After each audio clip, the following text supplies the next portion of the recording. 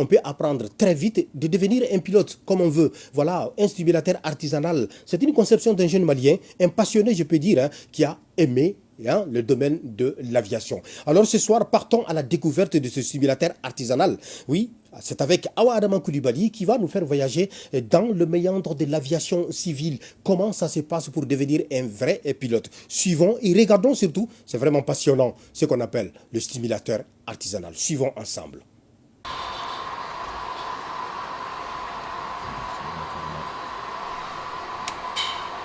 Là, il est en train d'allumer les lumières extérieures pour se préparer parce qu'il est sur la piste et le volet, il l'a vérifié, c'est bon. La fréquence de communication réglée, les lumières extérieures allumées, notre jeune pilote, M. Dabitao, âgé de 23 ans, est prêt pour un tour de piste sur Bamako.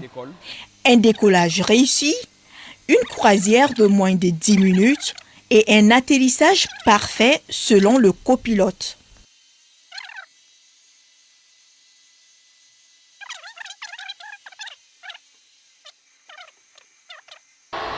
C'est bien, merci pour le vol.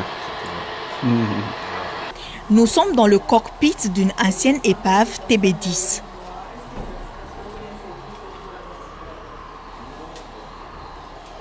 Le simulateur, c'est un module pédagogique de formation qui permet d'initier l'entraînement aux procédures de vol et aux règles de vol. Et ça permet d'avoir le coup de main, le coup d'œil avant de monter dans l'avion. Le simulateur reproduit les mêmes conditions qu'un avion, les mêmes conditions de vol. C'est comme un avion, mais qui n'a pas les coups d'un avion parce qu'il est fixe, il est posé et puis on peut faire tous les entraînements sur le simulateur avant de passer à l'avion. Le simulateur de vol, un outil donc indispensable pour la formation d'un pilote. Celui-ci n'est pas commun. Pour plus de réalisme et planer toujours plus haut, il a été pensé et conçu pièce par pièce par M. Kouyaté, un passionné de l'aviation, en 3 mois. On est parti d'un vrai avion. Ça, c'est un cockpit de TB10 qui a été découpé et remodelé comme ça. Maintenant, tout ce qui est aspect engineering, aspect installation, configuration, tout le tralala, j'ai eu à le faire. Maintenant, dans la configuration, j'étais confronté à un challenge. C'était comment faire un simulateur digne du terme qui reproduit mais qui n'est pas figé sur un seul avion. Donc il y avait 2 choix. Soit on le fait avec les équipements qu'on peut acheter et les mettre, mais dans ce cas, on serait figé sur un seul avion et on ne pourrait pas faire par exemple d'autres avions comme les bimoteurs ou des avions à pas variable. Donc c'était un challenge. Alors, ce qui était mieux, c'était vraiment de faire la philosophie comme ça. C'est de faire un design avec les éditeurs d'images et tout, en fonction de l'avion type, et maintenant de programmer les équipements et de faire que le comportement de l'équipement soit fait comme ça reproduit les conditions de vol. Vous voyez, la carte, le GPS, tout ça, c'est vraiment informatique. Ça a été programmé, il n'y a pas d'achat d'équipement. Et on peut changer d'avion, comme par exemple on est sur du bimoteur actuellement, et le vol que mon cher Dabitao a fait, il a fait sur du monomoteur Cessna 172. Là, on est sur un DA-62. Donc, on peut se faire former sur plusieurs types d'avions sur ce simulateur. Parmi eux, les avions de loisirs, commerciaux et militaires. Ce simulateur polyvalent contribue non seulement au maintien des compétences des pilotes professionnels, mais aussi à l'initiation des élèves et futurs élèves pilotes maliens. Le tour de l'aéroport dans le sens défini par les autorités dans n'importe quel sens. En ce moment, ils sont 5 apprenants à s'entraîner dessus. Adjudant Fatoumata Diakité est la seule femme parmi eux et sera la première femme pilote des eaux et forêts du Mali. L'avion qui se trouve en face, il faut le prendre. Je suis agent des eaux et forêts. Nous sommes en formation depuis le 2 mai 2023.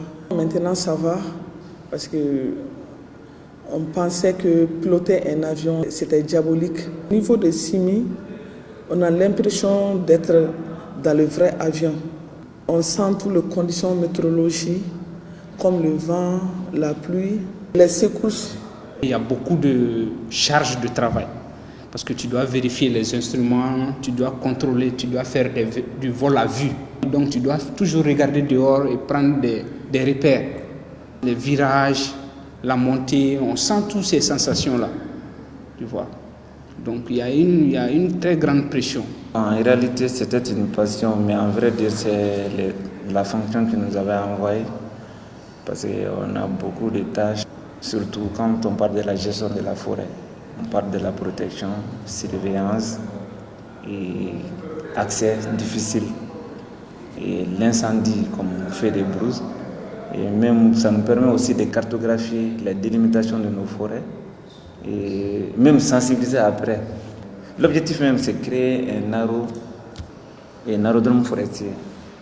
Fatoumata et ses camarades sont presque en fin de formation. Cela fait 1 année et 2 mois qu'ils suivent des cours à l'aéroclub de Bamako. Le club qui abrite le simulateur multi-options. Alors l'aéroclub de Bamako est une structure qui a 2 vocations. La première vocation, c'est la promotion de l'aviation légère et de l'aviation de loisirs.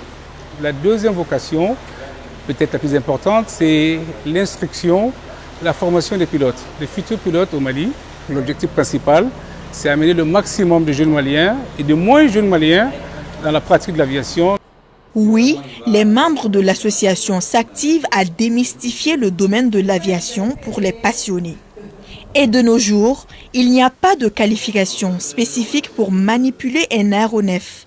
Il faut juste avoir un niveau baccalauréat. Jusqu'à un passé assez récent, on parlait plus des scientifiques. Mais je vous avoue qu'avec la facilité de l'informatique aujourd'hui, il y a même des littéraires aussi. Donc je dirais que c'est nuancé.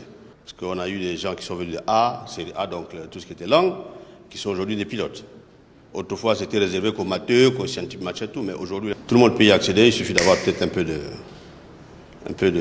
jugeote, quand même, il faut le dire. Voilà.